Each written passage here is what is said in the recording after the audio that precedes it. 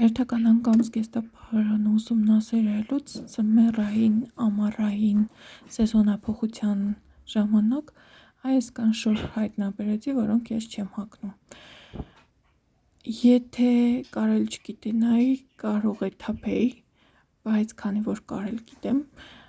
թափելը դա հանցագործություն է։ Այսքան կտոր ես էլ որտեղից կարող եմ առնել, որպեսզի ինչ-որ բաներ փորձեմ վրան։ Երդվում եմ, մինչև այսքանը չկարեմ, ոչ մի կտոր չեմ առնի։ Հիմա ինչումն է բանը, որոշ իրեր լականեր են ընկել վրան, որոշ տեղեր պատրված են։ Իհարկե վրան հասցրել եմ արդեն նկարչություն անել։ Լականները ինչի պատճառով են։ Սրտիս ձեռքս դնելով խոստովանում եմ, տանել չեմ կարողանում կոկնոցները, կոկնոց ոչ մի ձևով չեմ անցնում, չեմ հագնում, խոհանոցում կործանել լուծում, թե տղեն ինչ կհասկնա, աղջիկն ինչ կհասկնա այդ վաղտվա։ Իսկ ձերդի դեմ պայքարի միջոց ես դեռ չեմ գտել։ Լավ է մերեն։ Ոչ մի բարով եկար, եկուց մյուս օր էլի ճամպա կերշաս, կռնա անտեղ չտնեն քեզի։ Փոշիներից ես ահավոր դժգոհ եմ, լվացքի մեքենայի մեջ գցելուց ոչ մի փոշի, ոչ մի բան չի օգնում։ Իմացա, որ կարելի է աման լվալու հեղուկով մի 2 ժամ սառը ջրի մեջ թռչել, հետո նոր գցել մեքենայի մեջ լվալու, դա էլ արեցի, էլի չի օգնում։ Եթե ինչ-որ մեկը կարող եք ինչ-որ բան խորհուրդ տալ, խնդրեմ։ Ուրեմն ընտրեցի Tetris-ի էլեմենտները ու սկսեցի լեգալները գծել Tetris-ի այդ մասնիկների, որպեսզի սրանցով կարողանամ հետո կտրել։ Իհարկե բացել եմ բոլոր կտորները, չեմ կտրել, բացել եմ։ Դրա պատճառով իմ այդ սարքը, ոնց է կոչվում հայերեն, չգիտեմ, ռուսերեն ասում են ռասպարևոյտիլ։ Այդ սարքը քորացել է, այնքան որ շոր եմ բացել։ Ուրեմն բացելուց հետո թևերը դոժու մեջ կա, առանձին լեգալ եմ անում հենց իմ խուտիներից մեկի։ Շատ եմ սիրում այդ խուտիի ոճը ու դրա լեգալով ուզում եմ կարել։ Ինչ էի ասում։ Այս խուտիի վրա կապյուշոն չկա, իսկ ես շատ եմ սիրում լավ կապյուշոնները ու վերցնում եմ մի ուրիշ խուտիի վրայից իր կապյուշոնը։ Շատ սիրուն կապյուշոն է, խորունգ, ոնց որ գիտեք, որի ասասինի խաղի միջի կապյուշոնը լինի։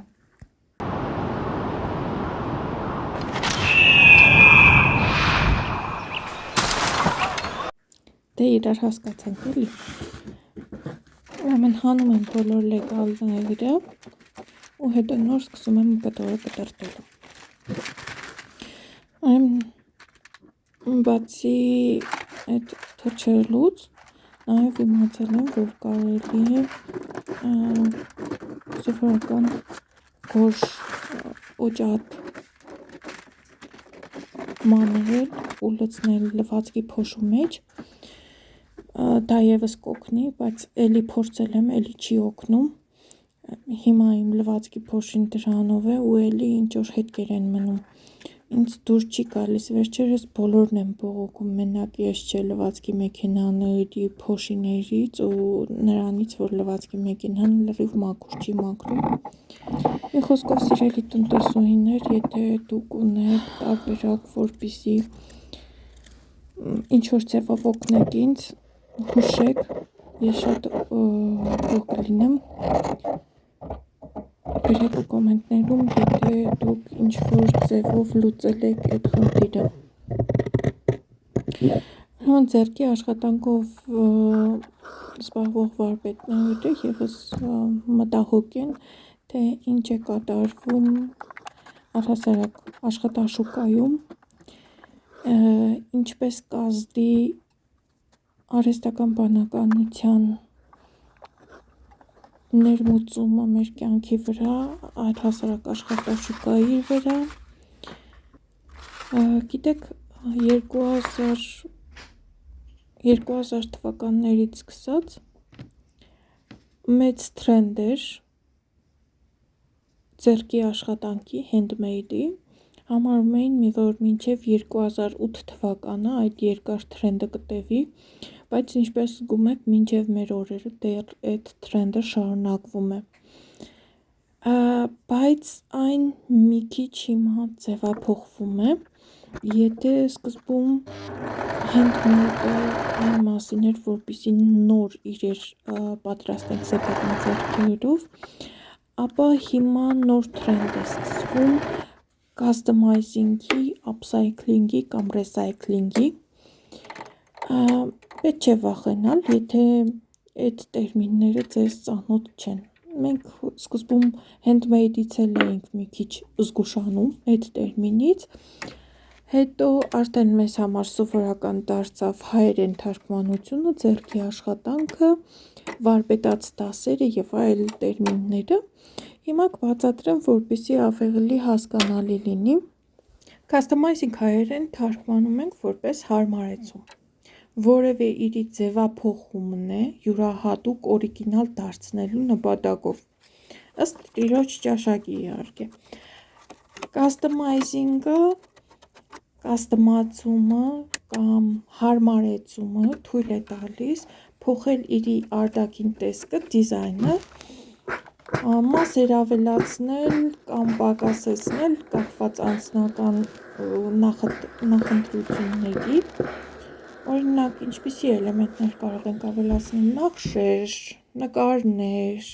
կարկատաններ, ասեղնագործություններ։ Customizing-ը հնարավորություն է տալիս տիրոջը յուրահատուկ անկրկնելի ոճ ստեղծել։ Հիմա տարիքով մեծ վարպետներին կթվա, թե հերթական չալ հավկիտ են կածում, բայց իրականում սա շատ ավելի հին է, լավ մոռացված հներից է էլի։ Ուրեմն մոտավորապես այն ժամանակներում, երբ որ Հենրի Ֆորդը ստեղծեց իր ավտոմատ կոնվեյերային մեթոդը ավտոմեքենաների հավաքելու եւ ուներ ընդամենը վաճառքի մեկ մեքենա, այն էլ սև գույնի միայն, լիքը մարդիկ ցանկություն ունեին ուրիշ ինչ-որ մեքենա ձեռք բերելու, թեկուզ եւ մի քիչ ավելի թանկ գնով։ Իհարկե առաջարկը ստեղծում է պահանջարկ եւ առաջ եկան Հենրի Ֆորդի մրցակից ֆիրմաներ, որոնք արտադրում էին մի քիչ ուրիշ դետալներով կամ ուրիշ գույնի մեքենաներ եւ մարդիկ ուզում էին տարբերվել մեկը մյուսից։ Մեկը ուզում էր կարմիր մեքենա, մեկը ուզում էր մոխրագույն կամ մեկ ուրիշ գույնի եւ սև մեքենաներից բացի սկսեցին արտադրել նաեւ ուրիշ մեքենաներ։ Սա նույն բանն է, ինչ որ հիմա է կատարվում, ասենք ոչ բոլորն են ուզում ունենալ օրիգինալ Adidas հենց իր սև սպիտակ գույների մեջ։ Շատերը ուզում են ինչ որ իրենց համապատասխան անիմեների կամ ուրիշ ինչ որ սուբկուլտուրայի նկարներով բոթասներ ունենալ։ Լավ, եկեք հիմա upcycling-ին եւ recycling-ին անդրադառնանք։ Recycling եւ upcycling հայերեն թարգմանությունով նշանակում է վերամշակում։ Ճիշտն ասած, երբ որ թարգմանիչ application-ների մեջ գրում եք, այդ հավելվածների մեջ գրում եք upcycling, ինքը հայերեն չի թարգմանում։ Այսինքն մենք համարժեք տերմին դեռ չունենք։ Նախ բերեք հասկանանք, թե իրանց տարբերությունները որն է։ Upcycling-ը այդ հին իրերից, թափոններից գեղարվեստական վերամշակումով ստեղծում ենք նոր ապրանք, որը ավելի բարձր արժեք ունի։ Առանց մատերիալի վերափոխման, այսինքն մատերիալը մնում է նույնը, ինչպես օրինակ իմ դեպքում կտորը մնում է կտոր, ես այդ կտորից նոր հագուստ եմ կարում։ Upcycling-ի նպատակն է ուշադրություն դարձնել էկոլոգիայի խնդիրներին, թափոնները քչացնել և ավելի պատասխանատու կիրառող կուլտուրա ստեղծել։ Բերեք նայենք, թե ինչով են տարբերվում upcycling-ն ու recycling-ը։ Ուրեմն upcycling-ը դա գեղարվեստական վերամշակումն է մատերիալի պահպանմամբ, իսկ recycling-ը մատերիալի քանդումն է մինչև հումք։ Upcycling-ի ժամանակ ստեղծվում է ավելացված արժեք, իսկ recycling-ի ժամանակ կարող է արժեքը մնալ նույնը կամ նույնիսկ իջնել։ Upcycling-ի ժամանակ ստանում ենք նոր ունիկալ պրոդուկտ, իսկ recycling-ի ժամանակ ստանում ենք նոր մատերիալ, որը կարող է օգտագործվել արտադրության մեջ։ Հիմա այս ամեն ինչը իմանալով, բերեք ինչ-որ տերմին մտածենք upcycling-ի համար հայերեն, որը կօգտագործենք անգլալեզու այս տերմինի փոխարեն։ Եթե recycling-ը թարգմանում ենք վերամշակում, միգուցե upcycling-ը գեղամշակում, չէ, մի խոսքով ես չգիտեմ, դուք ինչ-որ տարբերակներ առաջարկեք։ Մինչև ես բլբլում էի, ահագին կարել եմ, ու ընդ որում արդեն մի քանի անգամ մաքրել եմ, դե քանի որ նոր մեքենա է, մի քիչ ձայնը հենց փոխվում է, ես միանգամից վազում եմ մաքրելու ու յուղելու։ Դե քանի որ խուտիի կտորն է բավականին փափուկ կտոր է, իրանից շատ էին թափվում փոշի, արդեն ստեղծել եմ, կարել եմ կտորը, իրար եմ կպցրել մասնիկները ու հիմա ձևում եմ թևերը, դոշը, մեջքը, կապյուշոնը առանձին, իհարկե բոլոր դետալները զիգզագով ծայրերը անցել եմ ու ձևելուց հետո ևս մեկ անգամ ծայրերով զիգզագով անցա, որպեսզի կտորը չբացվի ծայրերից։ Բացի դրանից կապյուշոնի համար աստար եմ կարել և այստեղ ես բնական խուտիից հանել էի այսպիսի ծակով մասը, իսկ երկրորդ կապյուշոնի համար ծակով չունեի։ Դրա համար փորձարկում եմ իմ մեքենայի վրա ևս մեկ ֆունկցիա, որն է կոճակի ծակ բացելու ֆունկցիան, երբեք չեմ արել, սա առաջի անգամ էր ու ինձ համար մի քիչ նյարդային վիճակ էր, թե ոնց է ստացվելու, բայց մեքենան լավ մեքենա է, սովորելու համար շատ սկզնակների համար շատ լավն է, բավականին հեշտ բացեց անցքը, այնպես որ պրոբլեմ չեմ ունեցել։ Մի խոսքով, և ամենից հետո անցնելու եմ հավաքելու պրոցեսին։ Ասեմ, որ նախքան բոլորը իրար կպցնելը, մտածեցի, որ ավելի ծանր կլինի, եթե վերջում մանժետները կարեմ, դրա համար հին խուտիների վրայից հանված մանժետները սկզբում կարեցի, հետո միացրեցի թևերը, մարմինը և կապյուշոնը։ Մի քիչ սխալ արեցի, երբ որ կապյուշոնը աստառը սկզբում միացրեցի, կարող էի այնպես անել, որ այդ կապյուշոնի կարը առհասարակ չերևար, բայց ինչևէ։ Ամենաերկար ժամանակը ինձանից խլեց բոլոր անկյունները ճիշտ կարելը, որովհետև Tetris-ի այս էլեմենտները շատ էին անկյունները։ Ահա վերջնական տեսքը, ունեմ 2 հատ թև, կապյուշոն, կապյուշոնի աստառ,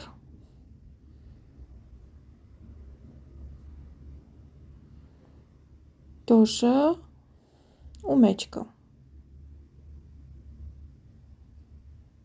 Անցնում եմ կարելուն։ Ուրեմն այս ընթացքում արդեն 5-րդ թելն է, որ ես օգտագործում եմ։ Սկզբում մի հատ մոխրագույնի երանգով կապույտ թելեր զիգզագի վրա ամբողջությամբ ծախսվեց, հետո ինչքան տանը մոխրագույն թել կար, բոլորը օգտագործել եմ։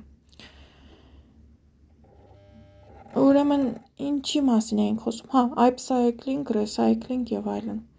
Ինչի համար եմ ես այս տերմինները ձեզ տալիս։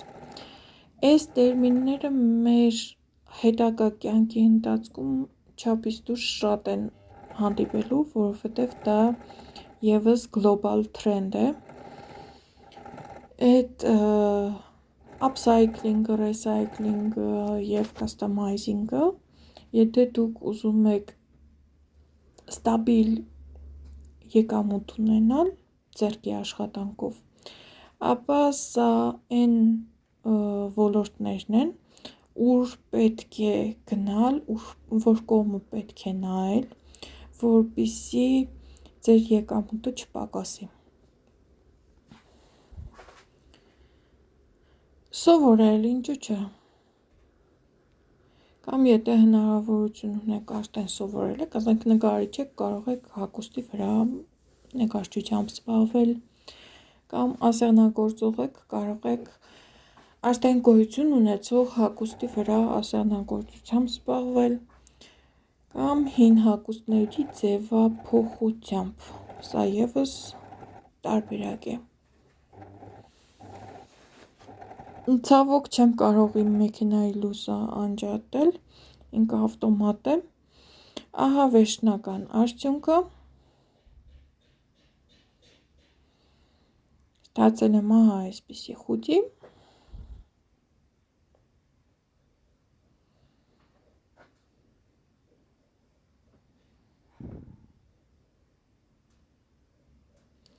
Այս մի մանժետի վրա երևում է կարս, մի քիչ բուստ եմ գնացել, իսկ այս մեկի վրա չի երևում, որովհետև հենց գծի մեջ եմ կարել։ Մի խոսքով սովորում եմ էլի, բայց ոչինչ, այստեղ էլ սխալ եմ արել։ Թևատակն ու թևագլուխը խառնել եմ իրար, ստիպված հիմա պիտի փոխեմ, նորից դարձնեմ թևը։ Ոչինչ, սա իմ տնային ընդամենը տանը հագնելու խուտին է, այնպես որ եթե վրան ինչ-որ սխալ անեմ, ոչ մի ահավոր բան չի լինի։ Ահա այսպես ճեղքերն եմ սարքել կողքի։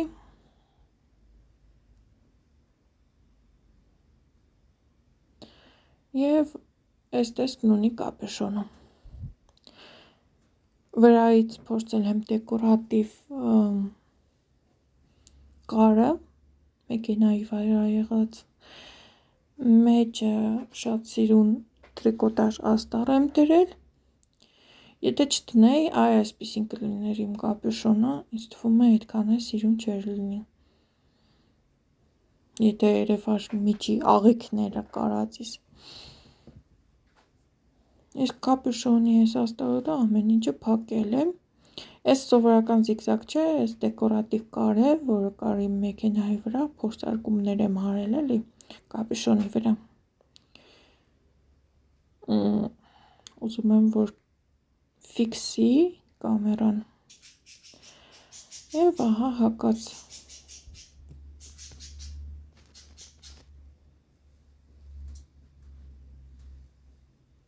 Շատ տակուկ է ստացվել, ամենակարևորը։ Եվ իհարկե իմ ասասինի կապյուշոնը։ Այսքան մասը գնում է միանգամից թափելու, սրանք շատ մանր մասնիկներ են, ոչ մի բան չեմ կարող անել, եւ ահա երկու խուտիներս պատրաստ է։ Վրան գնացել է 4 հատ կոճ լրիվ, 2 հատ ջնջվող գրիչ լրիվ եւ 4 հատ խուտից եւ 3 հատ շարվարից ինձ մնացել է այսքան դետալ եւ 2 հատ խուտի արդեն հագնելու պատրաստ։ Այս դետալները կմնան հետո եթե էլի պրոյեկտ